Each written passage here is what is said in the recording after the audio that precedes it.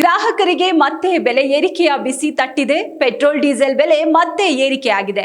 ಮೇ 15ರ ಶುಕ್ರವಾರ ಪ್ರತಿ ಲೀಟರ್ಗೆ ಏಕಾಏಕಿ ₹3 ಹೆಚ್ಚಳ ಮಾಡಲಾಗಿತ್ತು.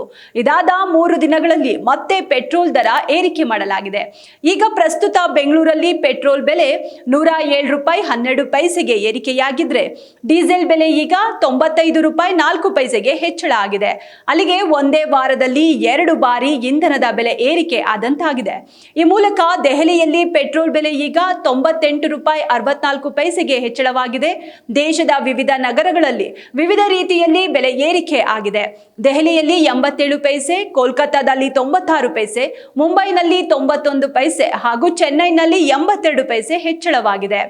ಪೆಟ್ರೋಲ್ ಡೀಸೆಲ್ ದರ ಹೆಚ್ಚಳದ ಬೆನ್ನಲ್ಲೇ ಖಾಸಗಿ ಬಸ್ಗಳು ಟಿಕೆಟ್ ರೇಟ್ ಕೂಡ ಹೆಚ್ಚಿಸಲಾಗಿತ್ತು. ಒಂದೇ ವಾರದಲ್ಲಿ 2 ಬಾರಿ ಬೆಲೆ ಏರಿಕೆಯಾಗಿದ್ದು ಗ್ರಾಹಕರಿಗೆ ಇದು ಭಾರಿ ಹೊರೆಯಾಗಲಿದೆ. ಅಂತಾರಾಷ್ಟ್ರೀಯ ಮಾರುಕಟ್ಟೆಯಲ್ಲಿ ಕಚ್ಚಾ ತೈಲ ಬೆಲೆ ಏರಿಕೆ ಆಗುತ್ತಲೇ ಇದೆ. ಅಮೆರಿಕ ಇರಾನ್ ಸಂಬಂಧ ಹದಗೆಡುತ್ತಿದ್ದು ಟ್ರಂಪ್ ವಾರ್ನಿಂಗ್ ಕೊಡಲಾರಂಭಿಸಿದ್ದಾರೆ. ಇತ್ತ ಇರಾನ್ ಕೂಡ ಸಂಧಾನಕ್ಕೆ ಮುಂದಾಗ್ತಿಲ್ಲ. ಇದರಿಂದಾಗಿ ಜಾಗತಿಕ ಇಂಧನ ಸರಬರಾಜು ಕೂಡ ಬಿಕ್ಕಟ್ಟಿನಲ್ಲಿದೆ. ಯುಎಸ್ ಮತ್ತು ಇರಾನ್ ನಡುವೆ ಉದ್ವಿಗ್ನತೆ ಹೆಚ್ಚಿದಂತೆ ಹಾರ್ಮುಜ್ ಜಲಸಂಧಿ ಮಾರ್ಗದಲ್ಲಿ ಪೂರೈಕೆಯಲ್ಲಿ ಅಡಚಣೆ ಉಂಟಾಗಿದೆ. ಹೀಗಾಗಿ ಕಚ್ಚಾ ತೈಲ ಪ್ರತಿ ಬ್ಯಾರೆಲ್ಗೆ $100ಗಿಂತಲೂ ಹೆಚ್ಚಾಗಿದೆ. ಕಚ್ಚಾ ತೈಲ ಬೆಲೆ ಹೆಚ್ಚಳವು ಭಾರತೀಯ ಸಂಸ್ಕರಣಾ ಕಂಪನಿಗಳಿಗೆ ನಿತ್ಯ ಭಾರಿ ನಷ್ಟ ಉಂಟು ಮಾಡುತ್ತಿವೆ. ಹೀಗಾಗಿ ಕಳೆದ ವಾರ ₹3 ಹೆಚ್ಚಳ ಮಾಡಲಾಗಿತ್ತು.